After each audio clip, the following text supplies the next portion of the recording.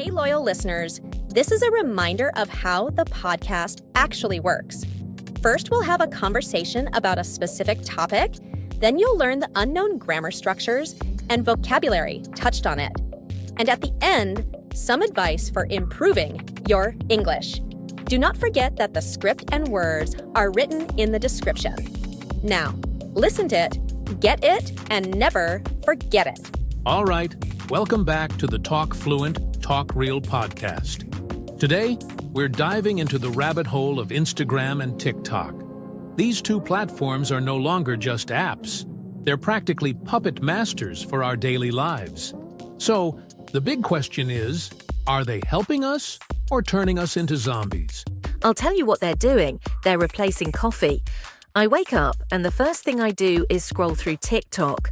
By the time I realize I've spent 20 minutes watching a raccoon dance to Beyoncé, I'm already late for work. It's like they've hacked my brain. Oh, totally. These platforms thrive on what's called the dopamine feedback loop. Basically, every follow, every comment gives you a hit of dopamine, which is that feel-good chemical in your brain. And suddenly, you're addicted. The algorithm is curated to keep you there as long as possible. Exactly. It's like TikTok knows me better than I know myself. Yesterday, it recommended a video on how to fold a fitted sheet. Do I fold sheets? But did I watch the entire thing? Absolutely. I mean, let's be real. These platforms dominate modern communication. Did you know that a study by the Pew Research Center found that over 60% of people aged 18 to 29 use Instagram daily? It's how we share memories, forge relationships, and even learn things. Yeah, but it's also how we end up comparing ourselves to everyone else. Instagram is basically a highlight reel. You're seeing people's vacations, perfect selfies, and avocado toast while you're sitting in your pajamas eating cereal straight out of the box. It's demoralizing. Good point. Social comparison is a real problem. There's research showing that excessive social media use can lead to lower self-esteem and even depression. But at the same time, Instagram and TikTok have also made self-expression more accessible. Think about it. You can post art, share a funny moment, or go viral for something totally random. Like, I once saw a guy go viral for perfectly peeling an orange. Oh, I saw that one. He had over 1 million likes. But here's the thing. What happens when you don't get the likes? Or worse, what if you post something you're proud of and it gets 2 likes? One of which is your mum. Ouch. Yeah, that's the double-edged sword of social media. But here's where I think TikTok is innovative. Unlike Instagram, it's less about being perfect and more about being real. You can post a messy bedroom dance and still get 1 million views. It's democratized content in a way. True, but it's also shortened our attention spans to goldfish levels. Did you know the average TikTok video is 15 to 60 seconds? And now I can't even watch a YouTube video without skipping to the good part. My brain is in fast-forward mode. That's a fair point. Studies suggest that heavy TikTok use is affecting how we process information. We're so used to instant gratification that anything slower feels like torture.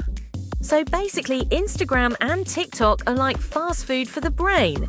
Fun in the moment, but not always the most nutritious. Exactly. But to be fair, social media isn't all bad. It's allowed for global connections, amplified underrepresented voices, and even taught people new skills.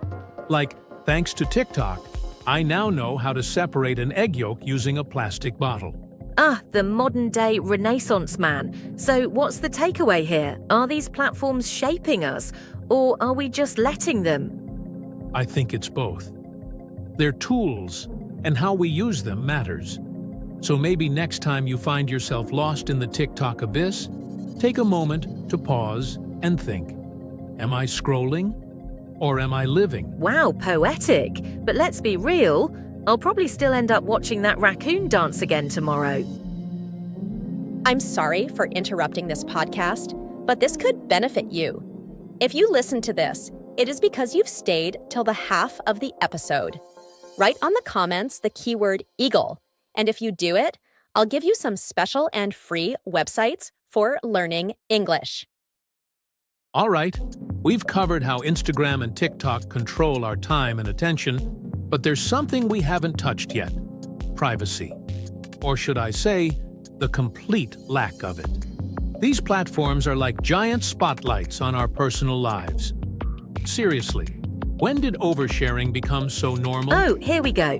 Mr. Privacy Advocate is about to lecture me again about my beach selfies. Let me ask you this. If I don't post about my vacation, did it even happen? Yes, it happened. But here's the thing.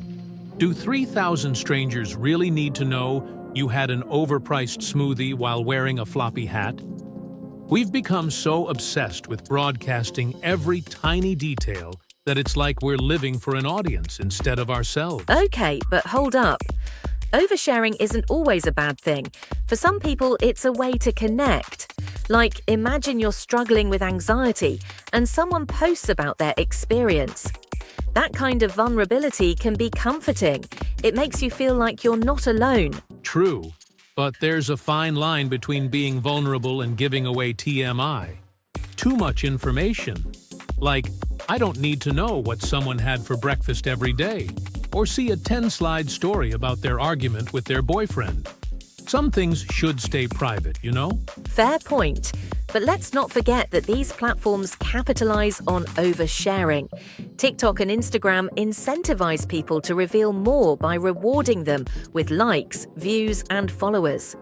The juicier the content, the more engagement you get.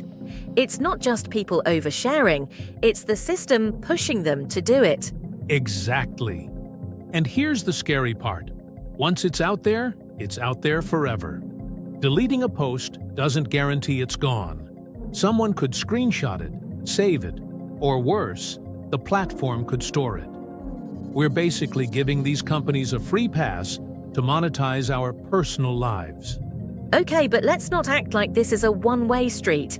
People choose to post. No one is forcing them to share their lunch or their breakup. If anything, we need to teach people how to be smarter about what they post instead of blaming the platforms entirely. I get that. But it's not just about what we choose to post. These platforms are also collecting data behind the scenes. What we watch, what we like, where we are. Did you know that TikTok tracks your location even when you're not using the app?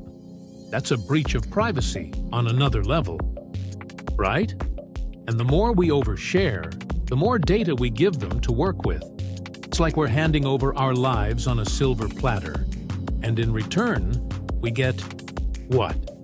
A few likes and a filter that makes us look like a cat? Oof, okay, that's creepy. But let's be honest, are we really surprised?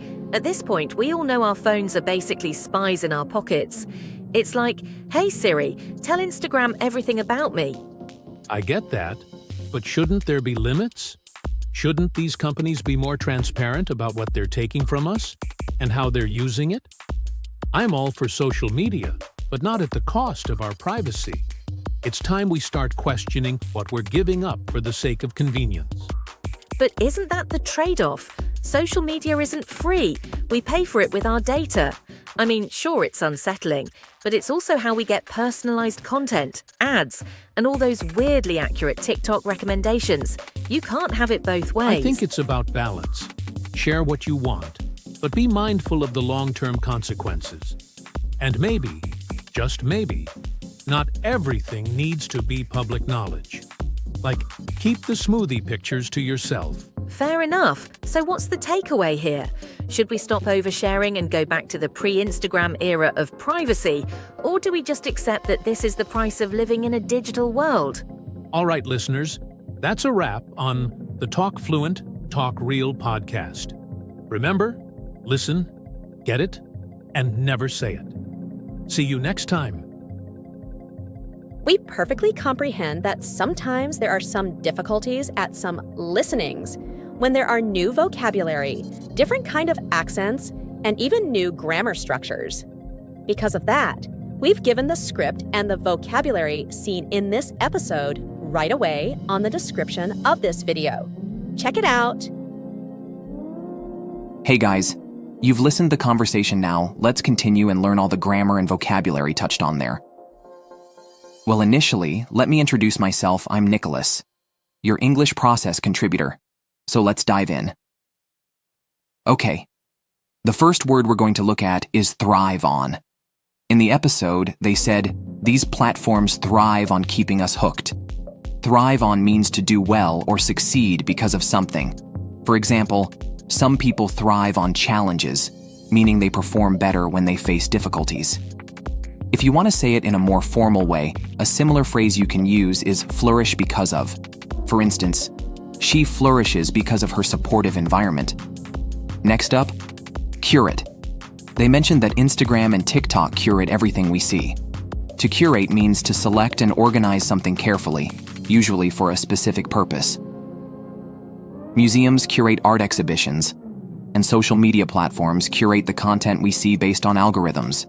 Here in this channel, we provide a large amount of alternatives to use, so instead of curate, you can also say handpick or carefully select. For example, she handpicked the best photos for her album. It's a simpler way to express the same idea.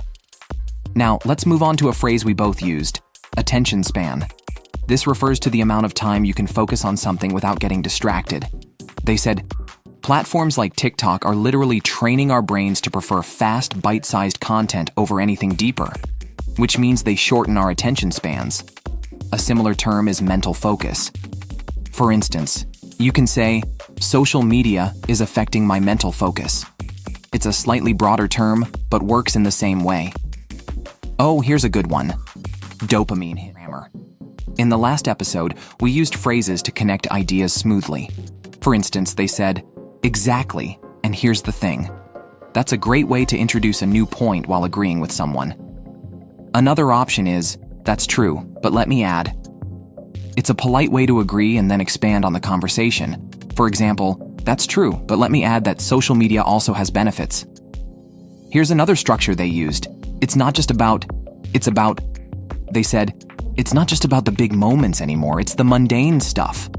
This structure is useful for comparing two ideas, especially when you want to emphasize the second one. You could also say, it's more about than about. For example, it's more about being productive than about being perfect. It's a slightly more advanced way to express the same idea. Now, before we wrap up, let's give you some quick tips for improving your listening and speaking skills.